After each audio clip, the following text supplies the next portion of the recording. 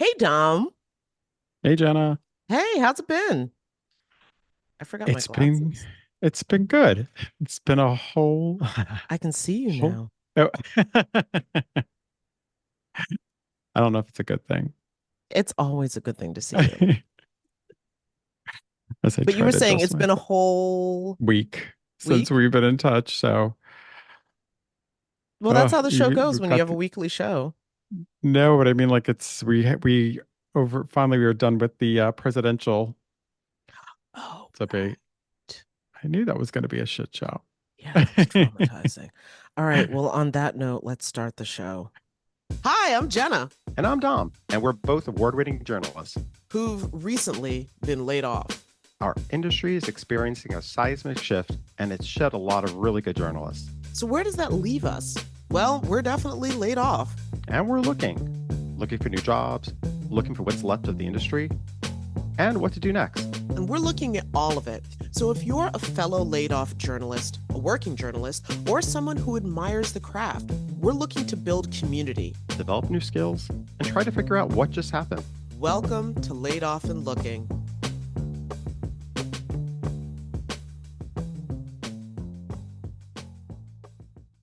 Yeah, that debate. So actually, I should, for clarification's sake, say that I got my wires crossed a little bit with my assignment, my freelancing assignment for WBAI and Pacifica Radio. Mhm.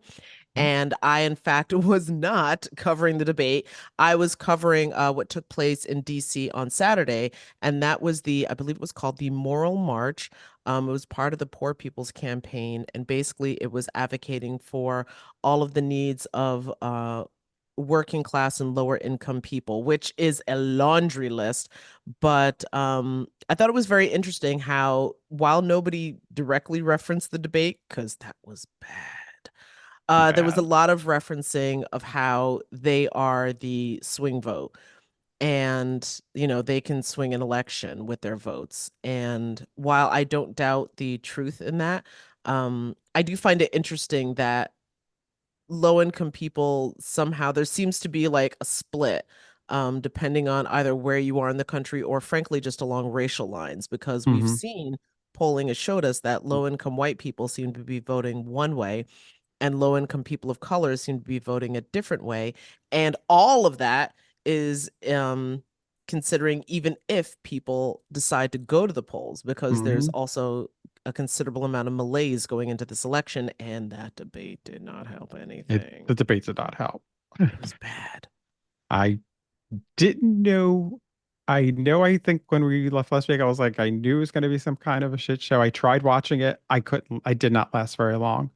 After a few minutes, I was just like, I've seen enough. And then I just watched Yeah. all the clips online because it was just like, yeah, kind of got the vibe where it was heading and didn't really need to watch the rest of the car wreck. So, So I survived by I had it on in the background and in my office I can hear the television without watching it. So mhm, I was on my computer and I was going through Twitter. And Twitter was my saving yeah, grace for this because there was nothing but dark humor because I don't think there was any other proper reaction to that. So that definitely made stomaching that debate a lot easier. I it, probably would have been stomach flips and everything had I watched it. I heard a lot of people talking about how Twitter was for a number of people the place to go to, which is it's sort of, it's not to say it's had its, down period over the past few years. Hmm. But a lot of people felt this is where Twitter shines, in terms Yes. of, real time watching something, political news happening and Hmm. people reacting to it. So it really sort of got the pulse of how people felt about this. And 100%. And horrified was the feeling. Trust me, horrified. So horrified yeah, is right. but I think that's my getting my wires crossed is indicative of this, I don't know, new life that I'm building for myself right now. um I'm learning part of what I'm learning to do as a freelancer is not only wear multiple different hats, but also juggle different schedules and like who is asking for what from me, etc. Mhm. And I'm trying very hard to not get those wires crossed. And much like my twice drive out to Yale, Oh, yes. Um, I didn't miss the, event at all. So that's good. That's good. But yeah, I'm trying not to get my wires crossed and being able to clearly focus on exactly what it is that I'm doing and for who and what are the parameters and what do people need. And by the way, I'm gonna have like 30 W-9s when this year's. I mean, it's nice, but it's also just like, oh my God, this is gonna be overwhelming. So Ugh. yeah. Well, that kind of leads into our we have like a mini episode, of course, and this is kind of leads to our next guest, right? It totally does, actually, because you really can't get enough perspectives on freelancing. You really can't. Dom, have you considered any freelancing in your future, or is it also just like, I don't know what is going on?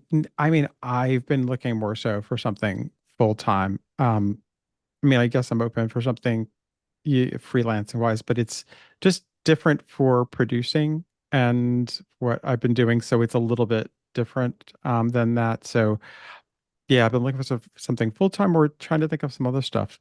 But yeah, I mean, I know you've really been in it.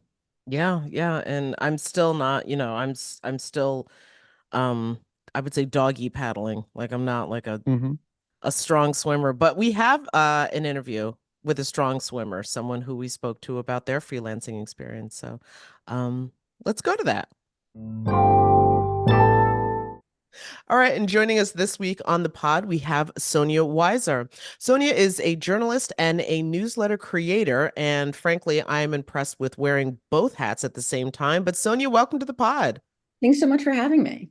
So, one of the questions I guess that sticks out in my mind is that, being a journalist can feel so much like an all-consuming thing. But the more I'm learning about the newsletter space, that also seems like an all-consuming thing. So, where exactly do you stand between the two, or are you juggling both still right now?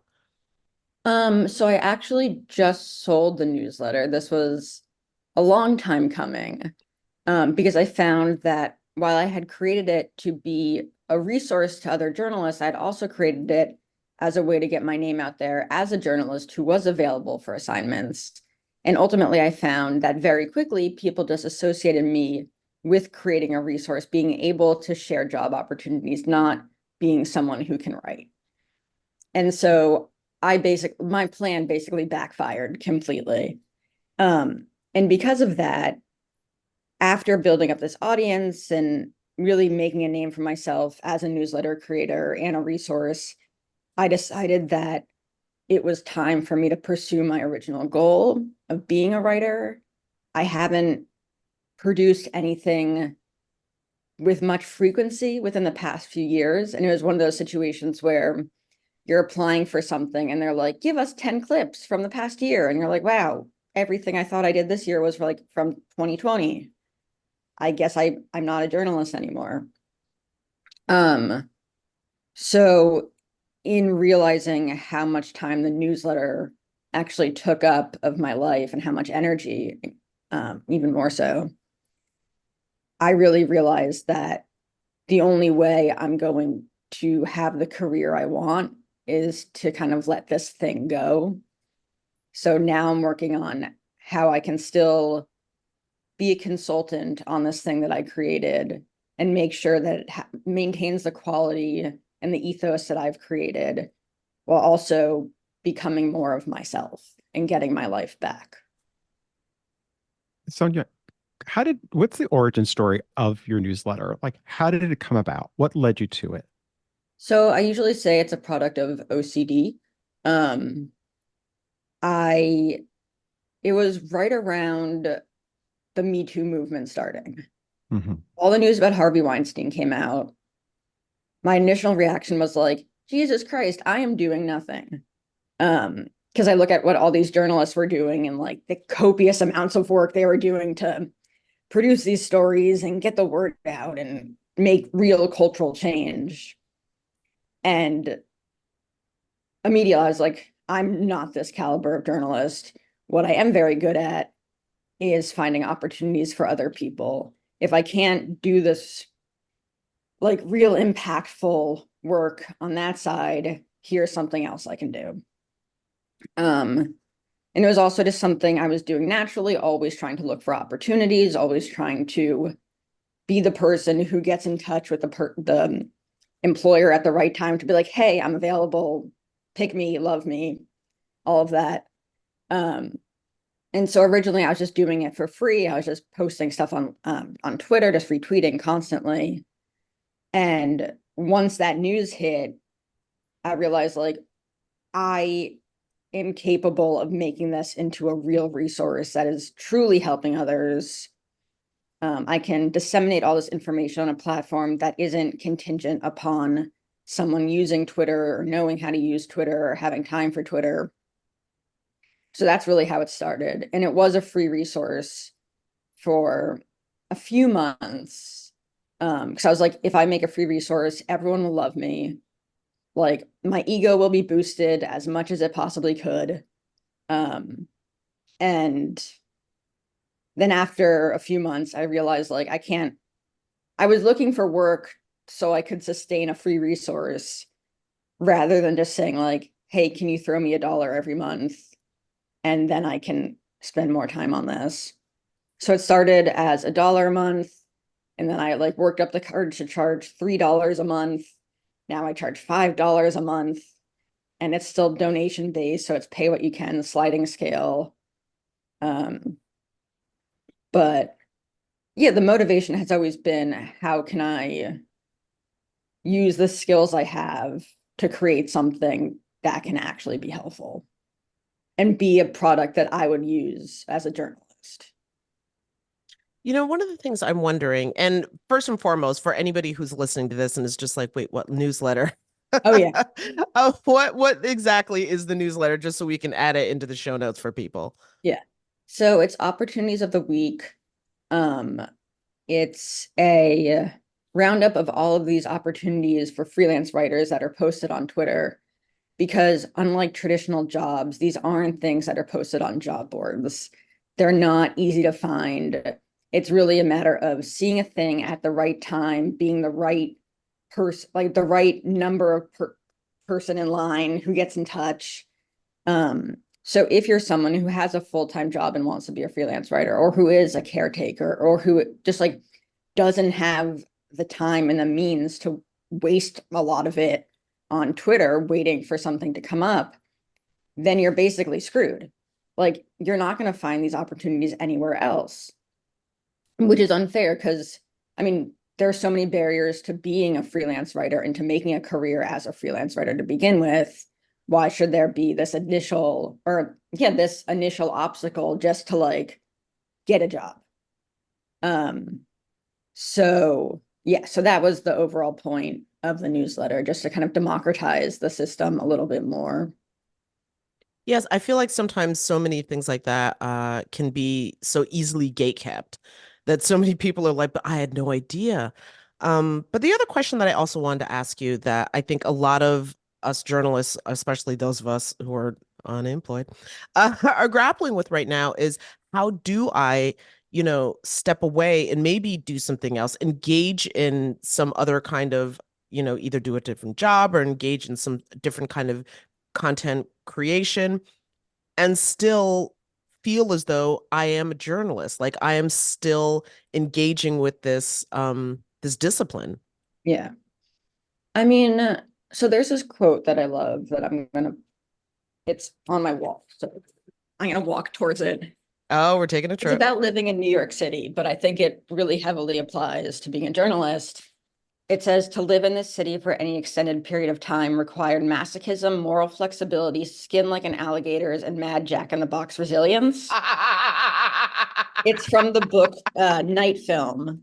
And I always love that quote because it definitely rings true to living in New York City. Mhm. But I was thinking about it last night, and I think that also rings so true for journalism, of like, if you need to make a living, being this like ultimate moral compass in the journalism industry might not work for you. As much as we want to stick with journalism, stick with this thing that we're told is a calling, and that you need to sacrifice your entire life in order to make it work, and like you can mess up your entire family dynamic, but ultimately journalism is the like higher, I guess the um, higher value thing. This is all hitting way too toxically close to Mhm. home. Yeah. Yeah, like that's just, it's not worth it.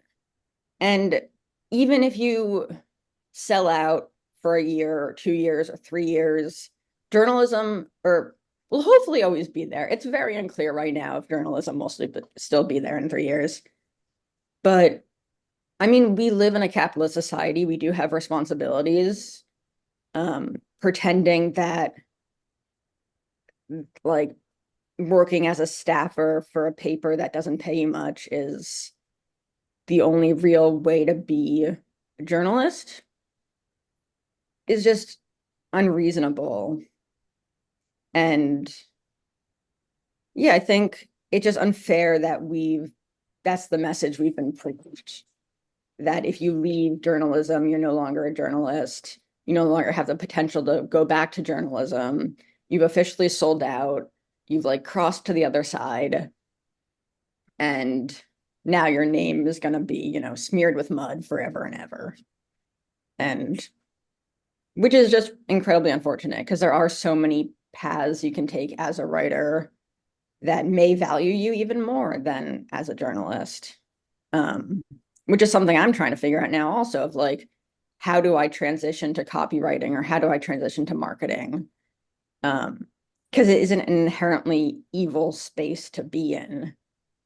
And I think we're also taught that like if you go into marketing, you're less than. If you go into PR, you're less than.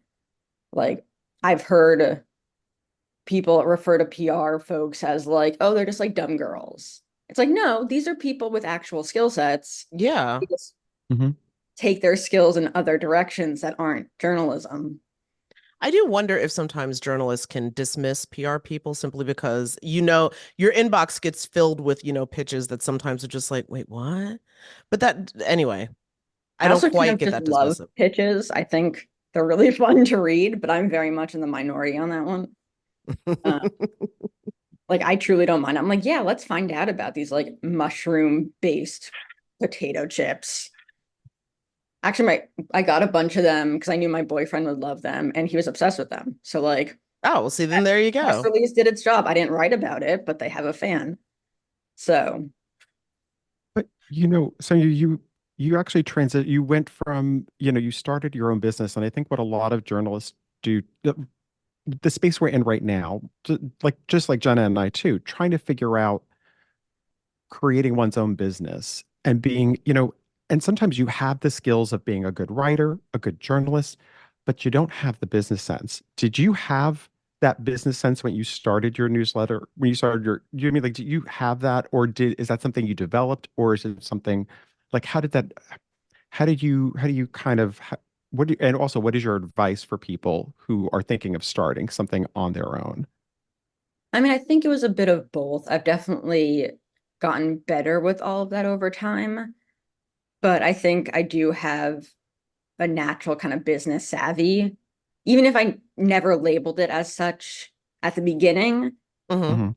I do have a lot of these administrative skills and like go get 'em attitude that puts me at an advantage when trying to start a business. Um, and I think what a lot of people who want to start a business don't realize is that starting a business is not necessarily a good idea.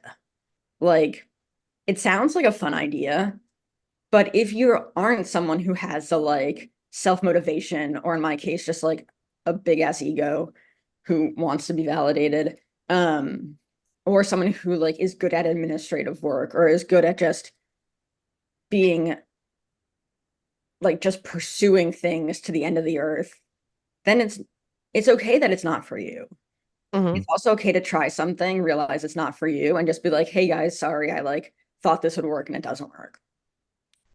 Um, and I think that's also a big misconception among a lot of people who are trying to go freelance is that freelancing isn't necessarily a solution to being unemployed. If you don't have the skill set to wake up in the morning, get your shit together, like chase after payments, chase after editors who don't respond. If you don't have the mental capacity or the emotional capacity to handle that kind of work, then you're ultimately going to be wasting your time trying to. And it's something that's incredibly hard for me to tell people because they'll email me being like, hey, I've been doing this for 3 years. No one's taking my pitches. Am I just like pursuing a dream that's never going to come true? And I'm like, yeah, I think so. And then they get mad or they don't respond. And it's like, well, you asked for my advice. You're doing something that isn't working. What do you want me to say? Like, keep at it? Like, find something else you can write on the side. Like, I know there's all those stories about people who like are homeless and then write their things on napkins and, get published, which is great for them, but those are in the minority. And I also feel like that's when those stories get told that way, it's almost like a spin because you're telling a fraction of the story. Like, in all fairness, that's not the full, but it can gas up people's heads to be like, oh my God, it's just so easy. right. No. Yeah, like I forget the writer of Squid Game. I know there was some big story about how it was like a rags to riches experience. I think I vaguely remember that. Oh, okay. Well, one of the other things that I was sort of wondering is, given your experience, I mean, you've been able to make a living for yourself as a freelancer, Mhm. but I guess what keeps you in the freelance space when it can be so incredibly difficult, when it demands that you have all of these other skills that you don't necessarily get paid for, that can be, so hand to mouth versus, a steady job, if there is such a thing anymore, but, Yeah. a steady, reliable job that more of us, I think, are traditionally taught to go after. What keeps you in the freelancing space? Mostly just not getting steady jobs. Um, it was kind of one of those things where I just learned from getting fired that I'm not a steady job person. Um, and and I recognize all of the faults I had now as an employee that like, oh yeah, there was very reasonable for them to fire me. But after you get fired enough, you start to think like, I can never do this. I'm broken. My only option is to work for myself. Um, and then now that I've been working for myself for so long, I can't imagine going back to being a staffer anywhere or just having a full-time job anywhere. Not only because I enjoy my freedom and I enjoy having a schedule when I want and using my insomnia to like get work done at 4 a.m. and all of that, which I did last night. Um, but yeah, I mean, there are pros and cons to it, of course, but it's just, it works for the way my brain works. Um, and that's not that way for everyone. A lot of people want the stability. And if they want that stability, I would say go find it. Hmm. But yeah, for me, it just became the only way I could really moderate and tolerate my life. I kind of Sonia, forget what question you asked me, but hopefully that answered it. it's so interesting to me because we were talking before about um in terms of like stories we hear of people who become, sell their book on, whatever. You always have these stories of what we can consider success, right? Like this is what I want to be. I want to be the biggest. Um, and it's interesting because I feel like so much of it is about people kind of leaning into finding a different level. Like success is so different for each of us when we really tap into it, not listening to what maybe it's not just about the money. And it is about we do have to make money to sustain ourselves, but like success can mean a lot of different things.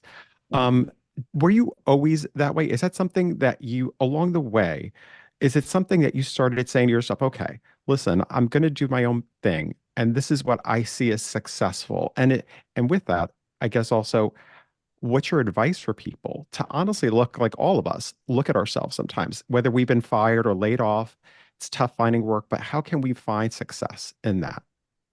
I mean, success is definitely different for everyone. As I made the newsletter, the goalpost changed over time. Originally, it was how can I, help people, obviously, which is still definitely a goalpost. And then it was, can I make a thing that'll pay for my utilities? And then after I reached that, it was, can I make a thing that'll pay for my rent? And then it was like, it slowly grew over time as I kept going. And I think with a lot of people, their goalposts change over time as they achieve one thing. The next that seems mediocre, and then they have to achieve the next thing and the next thing and the next thing.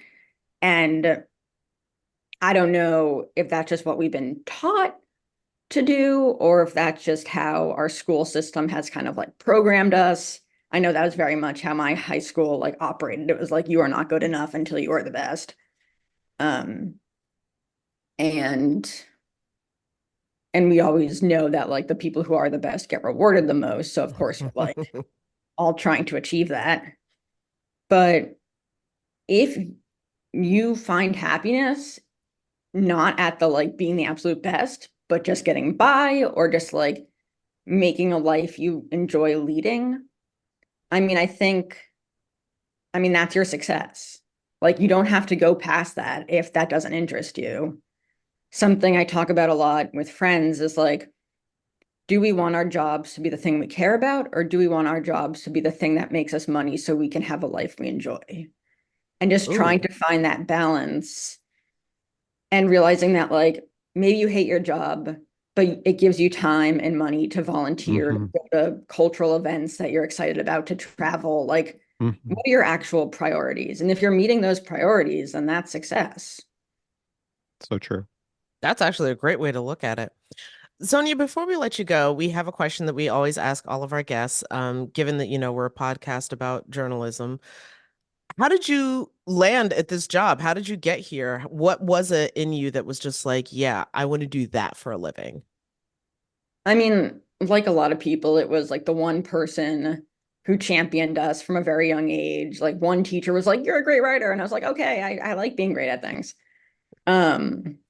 Yeah, so first grade, a teacher was like, "You're a great writer." And then someone else copied my story. And I was like, ha ha ha, I'm clearly better than you. This is fantastic. My little like first grade mind. Um, and yeah, so I just kept pursuing that. And like at that age, writing is fun.